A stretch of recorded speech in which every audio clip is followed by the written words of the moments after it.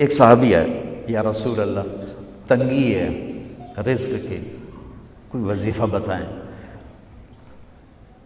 کتنے لمبے لمبے وظیفے لوگ پڑھ رہے ہیں کہ کاروبار کھل جائے اور روزی بڑھ جائے، کتنے لمبے چوڑے، کتنے کتابوں میں ایڈے ایڈے بڑے وظیفے لکھے پہ، پڑھوں جو بندہ بڈھا ہو جائے۔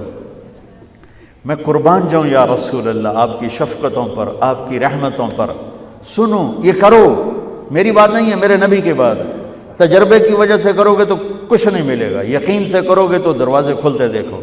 کہ یا رسول اللہ ارید ان یوسع علی رزقی، میں چاہتا ہوں میری روزی کھل جائے۔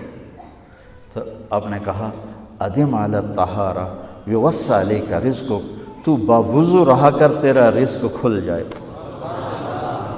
کوئی زور لگتا ہے وضو؟ تمہارے ہاں تو سردی ہوتی ہی کوئی نہیں کہ بھئی ٹھنڈا پانی ہے کیسے وضو، یہ تو ہمارے لیے مسئلہ ہے کہ بھئی ٹھنڈا پانی ہے کیسے وضو کرو۔ وہ ہمارے گاؤں کا مراسی مجھے مل گیا، میں نے کہا چل نماز پڑھے گی، نہیں جی میاں جی سردی بڑی نہ لے جاؤ، سردی بڑی، مراسیوں کو سردی زیادہ لگتی۔ میں نے کہا نہیں آج تک نماز پڑھا کے چھڑنا ہے۔ میں اس کو لے کے جب وہ ٹوٹی پہ بیٹھا نا، جو ہی ہاتھ پہ پانی، اوہ حالے ہو ٹھنڈا پانی، اوہ حالے ہو ٹھنڈا پانی۔ تمہارے لیے تو یہ مسئلہ بھی نہیں کہ ٹھنڈا پانی۔ میرے نبی کی یہ سارا مجمع لے لو، یہ اوپر مستورات لے لیں، ادم علی الطہارہ یوسع علیک رزقک، میرے نبی نے فرمایا باوضو رہنا شروع کر دے، اللہ تیرا رزق کھول دے گا۔ اب یہ اللہ رسول کی آپس کی بات ہے تو میری بات ہوتی تو دیوار پہ مار دو، تجربہ کرو۔ نبی کی بات کو تجربہ کر کے نہیں کرتے، یقین کے ساتھ کرتے ہیں۔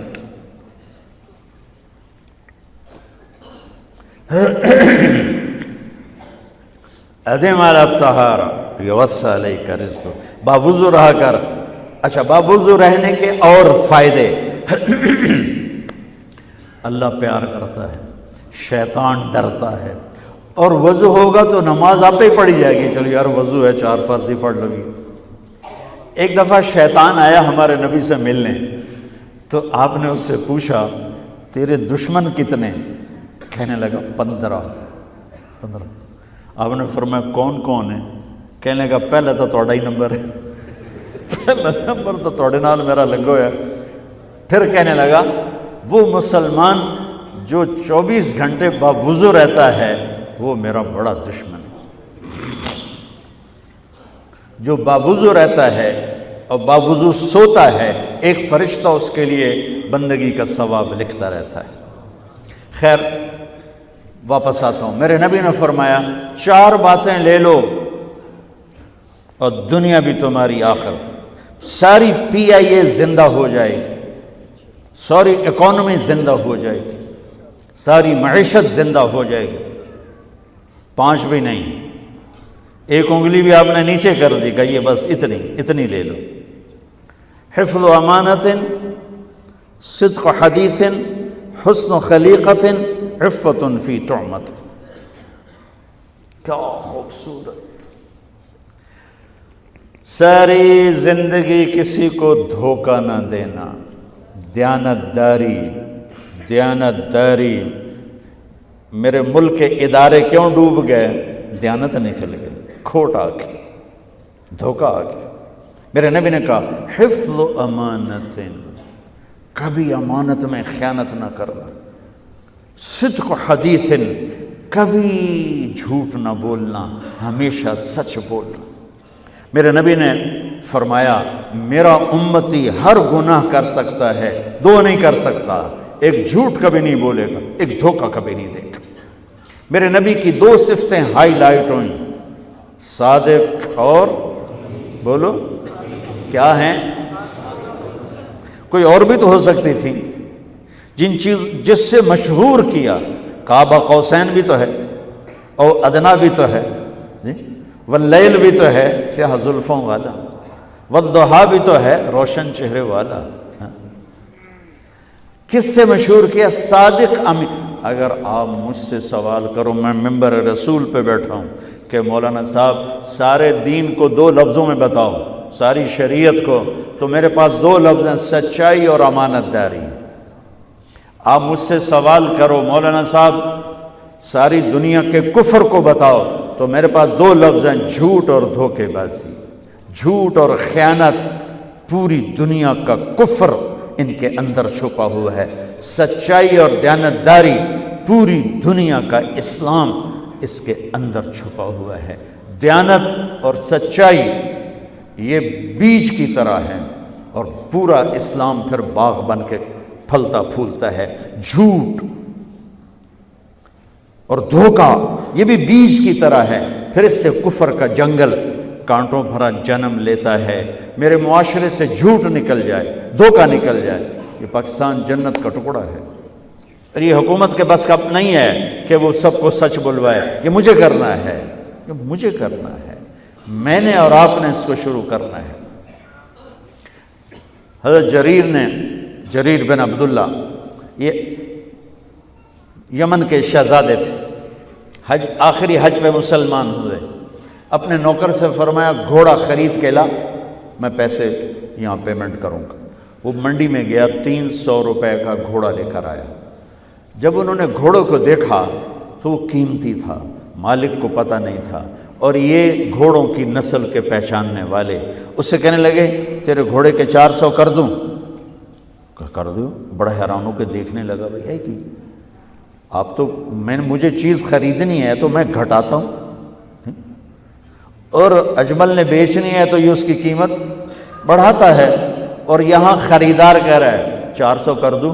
وہ کہنے لگے کر دو۔ کہ 500 کر دوں؟ کہنے لگا کر دو۔ کہ 600 کر دوں؟ وہ تھوڑا تھوڑا گھبرانے لگا، بھئی یہ چکر کی ہے۔ 700 کر دوں؟ 800 کر دوں؟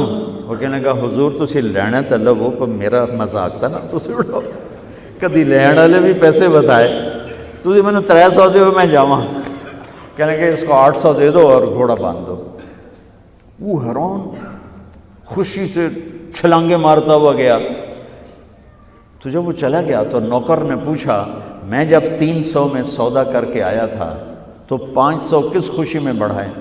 فرمایا میرے بھائی اس کے گھوڑے کی قیمت 800 تھی، 300 نہیں تھی، اور میں نے نبی کے ہاتھوں میں ہاتھ دے کے یہ وعدہ کیا تھا زندگی بھر کسی کو دھوکہ نہیں دوں گا، سب کی خیر خواہی چاہوں۔ تو بھائیو میرے اداروں میں کس ٹیلنٹ کی کمی نہیں، صلاحیتوں کی کمی نہیں، دیانت کی کمی ہے، قوت عمل کی کمی نہیں، سچائی کی کمی ہے۔ حجاج بن یوسف ایک ظالم گورنر گزرا ہے، اس کے خلاف بغاوت ہوئی، وہ ناکام ہو گئی۔ تو